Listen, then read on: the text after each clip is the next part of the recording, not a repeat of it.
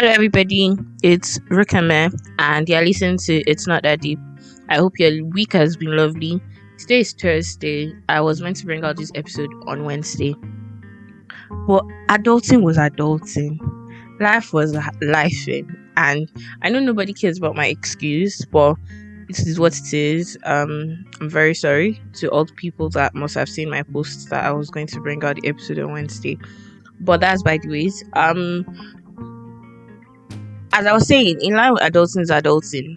I don't know who can remember all those teachers in high school that will tell you, "Oh, finish your junior WAEC. You can go home for holiday and sleep all the sleep you want to sleep. Oh, finish your WAEC, finish your UTME. When you are done, you can sleep all the sleep you want to sleep and enjoy yourself." Like, those people lie to us. They lie to us so much. But I now thought about it, like, they actually never told us that it was adulting, like, oh, we're growing older. So it's not like they particularly lied to us. Like, I don't know, as children, I don't know that the children of this age still have that belief. But like, as kids, everybody wants to grow up, everybody wants to be independent, everybody wants to live life, everybody wants to like be an adult, wants to be grown. And you become grown and you realize that inside this grown up thing there is really nothing to it. Like, instead, like, you get to have a lot of reality checks. Like, life starts hitting you left, right, front, center. Like, it's so overwhelming sometimes, especially when you've been in a bubble and your bubble just burst all of a sudden. Like, you don't even know what happens. So this episode, I decided to like discuss who out actually lied to us, like that adulthood was going to be fun. Me particularly, I think it was watching all the movies we were watching growing up. When I was younger, I watched a lot of TV. I'm still young, by the ways, but I watched a lot of TV. The Devil Wears Prada, Mamma Mia, Sex and the City, How to Lose a Guy in 10 Days. How to Lose a Guy in 10 Days was one of like my top notch chick leads those days. But anyways, those films, they made me fantasize about fashion, love, independence, beauty, how I was going to like grow and have my own apartment. 13 going on 30, like that whole when you grow up. Obviously, I'm not 30 yet, but like, you get my point. Like, when you grow up, they just did not like they romanticized the work. Let me say it like that. Like, they romanticized adulthood so much that I just wanted to grow up. Like, I wanted to be grown. I don't want my mom to be telling me, "Recommend, make sure to finish your food." Like, I wanted to eat whatever I want. I remember one time, one of the first times my parents left us alone. They traveled and we're home alone. We just went on a high. I don't know. It was like we were on drugs or something. They don't know this, but like, I don't think there was a period during that whole time that I didn't sleep for 2 days straight. Mommy and daddy was not home, so I could watch TV as much as I wanted. And in my mind, I like thought that was also being an adult. But my eyes did not tell me to look at my parents that were adults that had to go to work every day. My mommy that had to cook for the whole house, had to clean after us, had to do all those things. Like, I did not think about all those things. I could just see the fact that mommy was in control and mommy was in charge, and I wanted to be in charge too. And now I'm an adult. I'm a young adult. I'm a baby adult. Let me put it like that, because I still live with my parents. I'm still in uni. A lot of things that I thought my life would be at the age of 22, it's not. I have never dated anybody before. I had never really set that as a thing before, but now that I realize I'm actually older, like, at this point in time, if you had asked 14 or 15-year-old Rukeme, how many boyfriends do you think 22-year-old Rukeme would have had? At least she would have said at least one. But like, I've never caught anybody's eyes, and nobody has caught my eyes yet. A lot of things had like that I expected and not the way it was, or not the way it is now. But like, life is life, and we're growing older, we're becoming more adults, we're becoming adults every day, and it can be overwhelming sometimes. Sometimes it's fun, I'm not going to lie. Like, there's some fun aspects to it, because now your parents bring you into the gist that you would have not had the privilege of hearing before. But now you hear all those gists, like you get to listen to all those things, you get to manage your own money, even if it's small money. You still get to manage your own money. I get to make decisions for myself. Like, I get to pick my own clothes. Like, obviously, I have to respect my upbringing, my Christianhood, my God. However, I get to be independent to that extent, which is nice. But what I say is, as it takes the whole charge of being an adult, not really. But I believe there's more to come. We can't age backward. Whether it's Mamma Mia, Grownish, The Wears Prada, all those shows, we cannot age the way those people aged. That was movies. This is real life. That's such a cliche saying, because that's what they write in all these rom-com books. Oh, this is not the movies. This is the real life, but it's a book. Anyways, that's just diverting. But the love, the money, the independence, the beauty, the big glow up, and the admiration that we hope to claim or we hope to enjoy would come actually with time. And I realized that a lot of the times it's not just looking at those things every day, like living 365 days of fun, living 365 days of partying, spending money, like having fun with your loved ones all the time. It loses its essence if that happens. But the fact that now just being able to afford to get pizza for you and your family, being able to watch Netflix, a lot of people can't watch Netflix, by the way. Annoying Netflix, they increase their fees. That's just another story. But anyways, a lot of people can do those little simple things. And I'm not saying your life is better than theirs. Hell nah. But like, being able to admire the fun and the happiness in the little things is what makes adulthood fun. I have a couple of stories that would spotlight on particular scenes that we wanted or we thought would make our adult lives special. And the first story I'm going to be reading is Emma's story. Emma hoped for financial freedom, and financial freedom became an illusion. Emma graduated with dreams of living in her own city apartment, splurging occasionally, and saving up for travel. But a year into her job, she realized her paycheck barely covers rent, groceries, and her student loan payments. She keeps trying to budget, but unexpected expenses like car repairs keep draining her savings. She thought adulthood meant treating herself, but it turns out the truth is just making it through each month with a few bucks left. Hallelujah. Amen. Emma's story is quite sad, honestly speaking, but it's the reality of a lot of young adults. Like, we think that we're going to, like, I'm still planning a spa treatment for my parents that I'm going to pay for. It was me and my sister that said this a couple of years ago. I've still not done that. I'm still not working. Mind you, my parents they are still giving me upkeep money. But like, there's the idea that you're going to live in one exotic place, have your own space, be able to travel when you want, eat what you want when you want. But those things cost money, and you now get to understand why mommy always said there is food at home. But it is what it is, Emma. Good luck to you on your journey. The next story is Michael's career reality check. To be honest, I have not gone through this, but I know a lot of people who have. Michael always wanted to be a writer. He pictured himself crafting novels and getting published, but bills started piling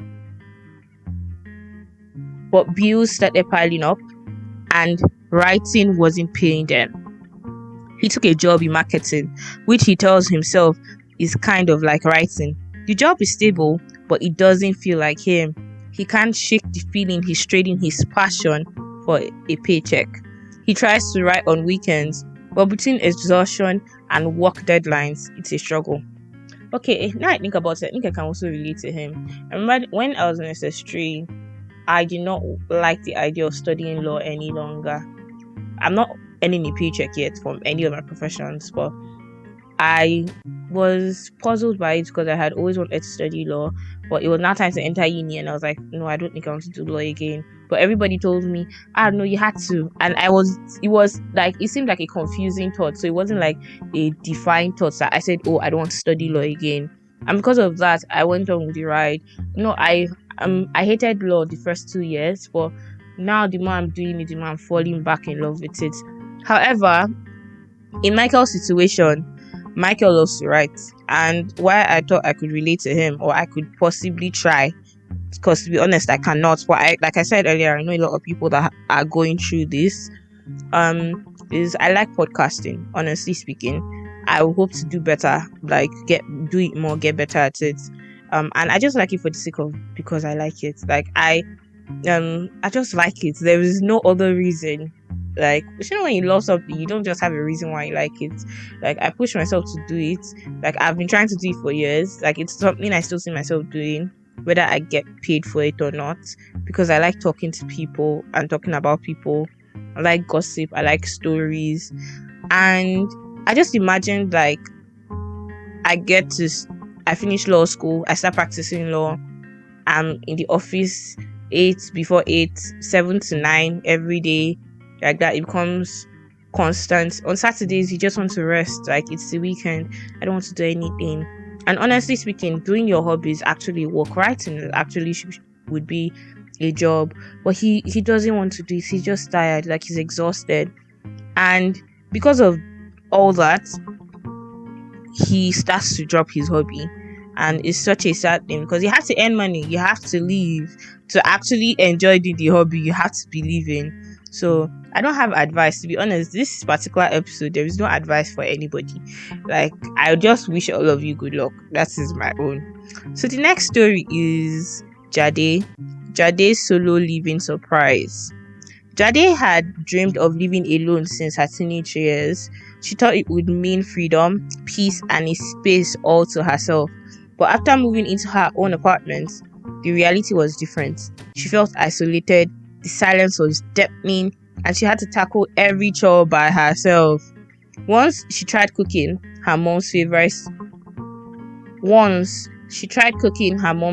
soup recipe, but ended up with a bland mess. Her family was just one call away, but she missed the feeling of just having them around. There was one thing I saw on Instagram a couple of days ago. You only get to be siblings with your siblings, but after the first person leaves home, it all changes. Honestly, that didn't happen for me. Like, my whole family, I have 5 other siblings who are 6, and until my immediate younger sister went abroad, because if you're in Nigeria, everybody goes to school, come back for the holiday.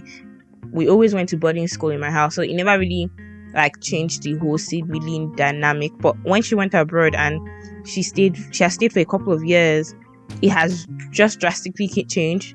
Then I started going to Lagos and spending most of my year in Lagos.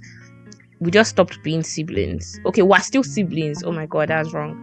We're still siblings, but like, that whole COVID was such a beautiful feeling because everybody was around. To be honest, I don't think I can relate to Jadi at all. Like, I love people, I love family, I love just having everybody around me. I literally told somebody one guy like this I was talking to, I was like, honestly speaking, I think I just want to go from my father's house to my husband's house. Not that there's anything wrong, like, with moving out, but I don't think I'm one of those people that really are so excited to move out. However, having people around, I think people undermine that. Mostly familiarity, just being with your mommy, like, like, I've interned in both Lagos and Abuja, right? And interning is like working, is IT. When you do IT, it's like you're working. And when I was in Abuja, I interned for 5 months, and it wasn't stressful. Like, obviously I was sleep deprived, but I wasn't exhausted. My mom would drop me off. No, she would literally drive me to work.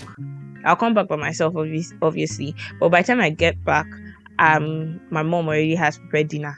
Like maybe the thing I have to do is wash the dishes. That's just it. I know sometimes I won't need to do the dishes. My sister will do the dishes for me. Like it was easy. But I did only 1 month in Lagos and the whole dynamics changed because I was alone. I was not with people. Like even in my hostel where I was staying, everybody had gone home for the holidays. It was just me.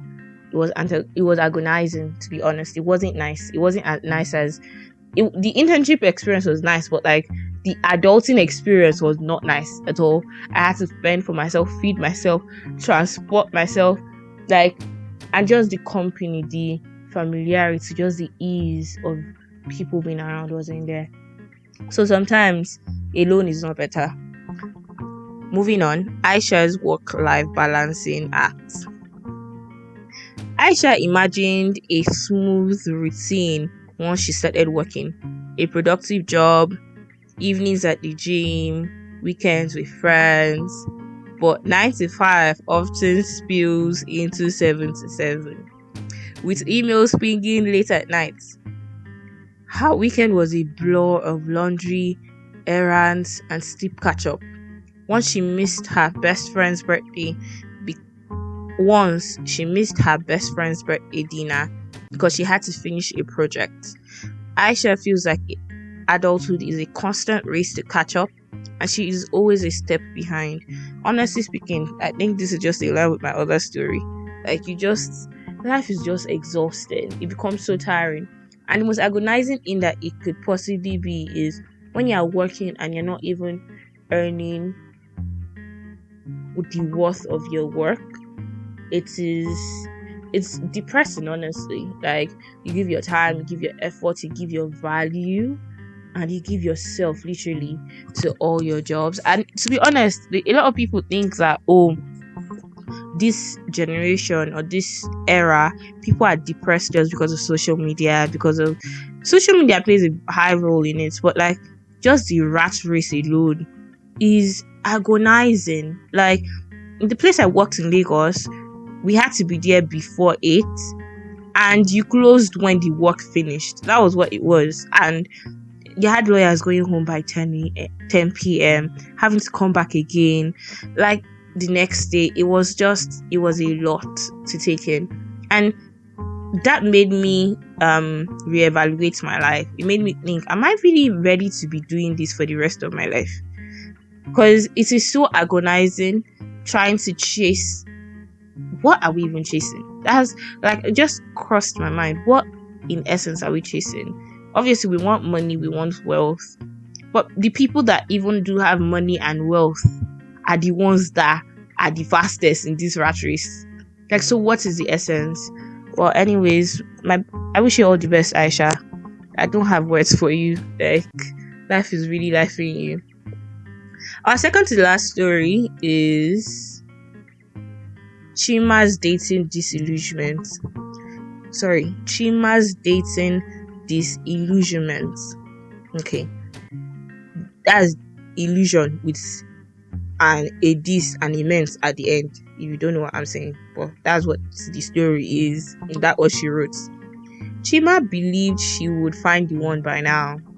She's been on countless dates, but each one seems to come with the issues she didn't anticipate.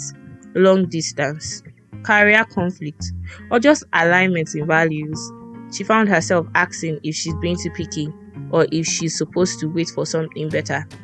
Romance in movies made adulthood look so easy, but Chima started to realize it might take years or never happen the way she thought. Honestly, this is one thing I'm really, really scared about. The African ideology is like by 25, 26, everybody should have gone to their husband's house. I'm like, I think oh God, this is so funny. Like I said earlier on, I have never dated anybody. Like I remember in one of the places I worked, so that time I was still like 20 or 19. And I told one of the people there I had never dated anyone, and he was so stunned. And I was young. This is like 3 years back, so I wondered, maybe in his mind he thought that, oh, she's still 19 or 20. Like when, yeah, I was 19, I was going to 20 that year. He was like, "Ah, maybe when I enter 21, I would be." I've still not, like, there's this person has still not come. Like, even the one that is going to be before the person, or the one that is all those things, it has not happened. And honestly, for that one, I really do not feel so bitter because I'm not into experimenting, touch and leave. I'm not into those type of things. However, the idea of mostly this year, shout out to all my single people out there. 2024 was a hard year for us. People got married, people got rings, people got boyfriends, people got things, and we did not get anything. But life is life, story is story. It gets hard, not to lie. Sometimes it's lonely, sometimes you just, I remember one time in school I was telling one of my friends, my very close friend, honestly, that sometimes you just want to even like hear your phone ring and know that it's not your family member that is calling you, or one of your close guys. Like, just let my phone ping, or you had a long day and your day has been so horrible, like you had classes back to back, this lecturer is already annoying you, and you're not even meant to be in this school again. Like, just having somebody you can call to rant to, like, oh, do you know what is my day to do today? Like, those type of things, honestly. Now, this is just my own day Lulu. But like, that's one of the things that me personally I thought like adulthood would be, but it has not been. And to the last story is on Sam. Sam's fading friendships. Sam was the life of the party in college, always surrounded by friends. He thought they would be tight forever. But after graduation, they started moving to different cities, getting wrapped up in their jobs, relationships, and families. Sam tried setting up reunions, but conflicting schedules kept them from happening. One day, he scrolled through his contacts, realizing he hadn't had a real conversation with most of them in years. The people he thought he would be friends with forever now feel like distant memories. I think this is one of the most hardest things. Okay, that's tautology, but this, yes, that just goes to show emphasis. This one of the most hardest things that I had to, or I'm still learning, to be honest, I've not learned. That sometimes you just lose people just because, like, life is life and adulthood is adulthood. Like, a lot of these people, he would even get to realize, because the honest truth is that we're revolving people. Not much as life is changing, we're also changing. Like, nobody stays the same for 10 years, for a year. Like, the Rukemel of this November is not the Rukemel of January, that's for sure. Like, I have totally changed.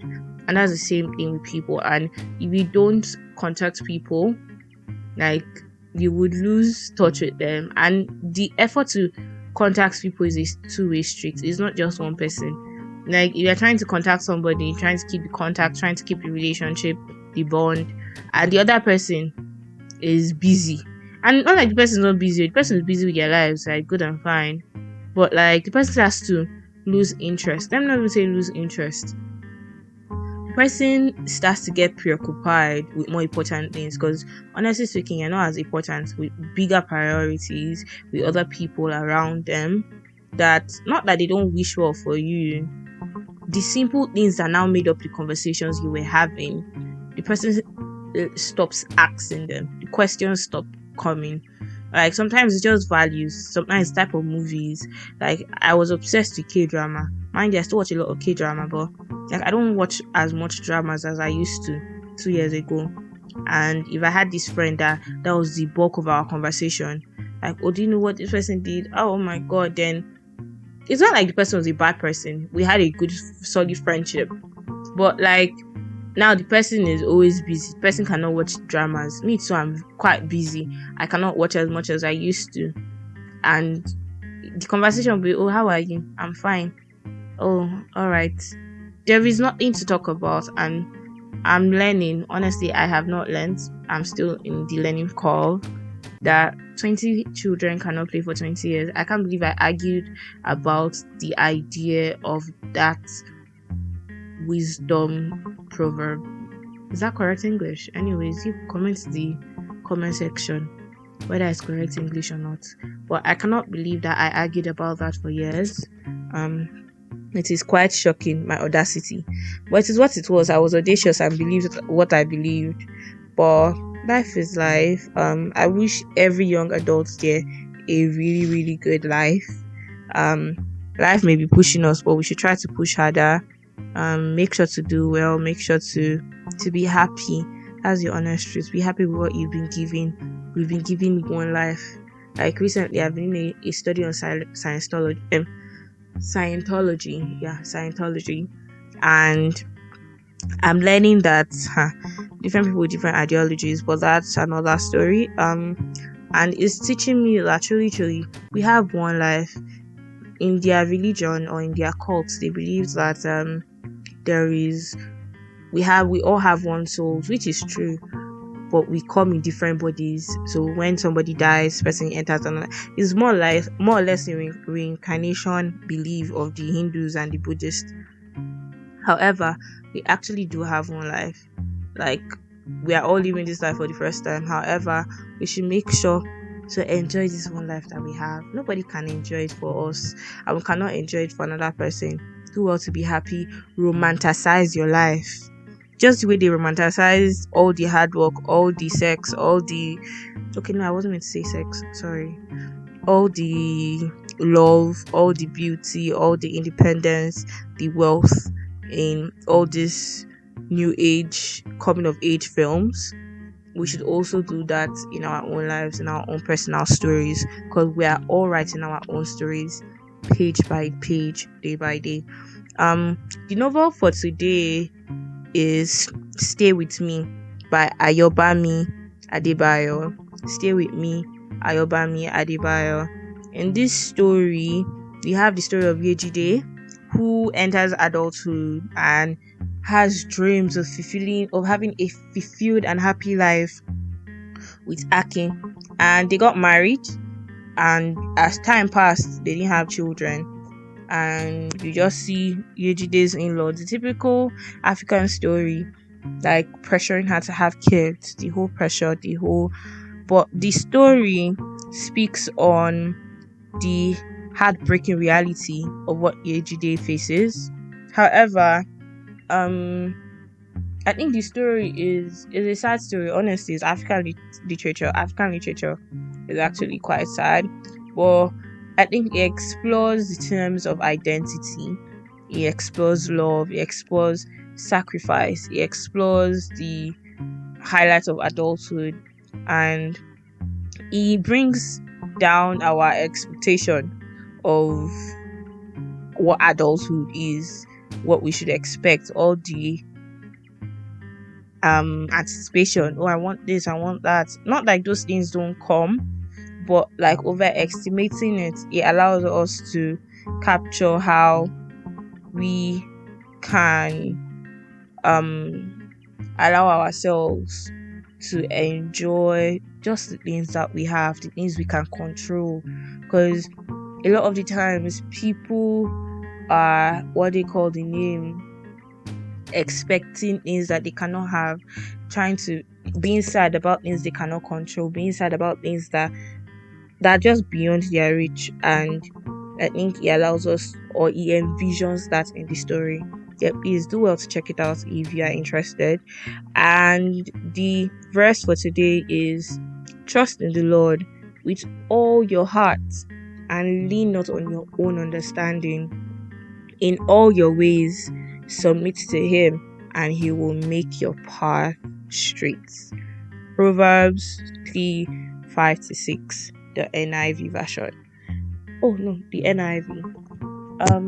That's the episode. I hope you enjoyed it. It might be a strong reality check for some people. It was a reality check for me when I was preparing it. I have another episode coming out tomorrow, Friday. If it doesn't come out tomorrow on Friday, it's going to come out on Saturday, unfailingly. Yeah, I hope you enjoyed the episode. I wish each and every one of us a beautiful young adult life. Please do well to interact with the channel. We're now on YouTube. It's not we, it's just me. I'm now okay, plus you guys. Yeah, plus you guys is we, because it's both of us that's doing this. We're starting small.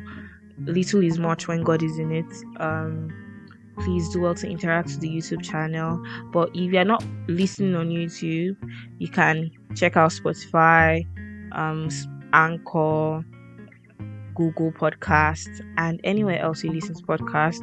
Also do well to comment, interact with the polls.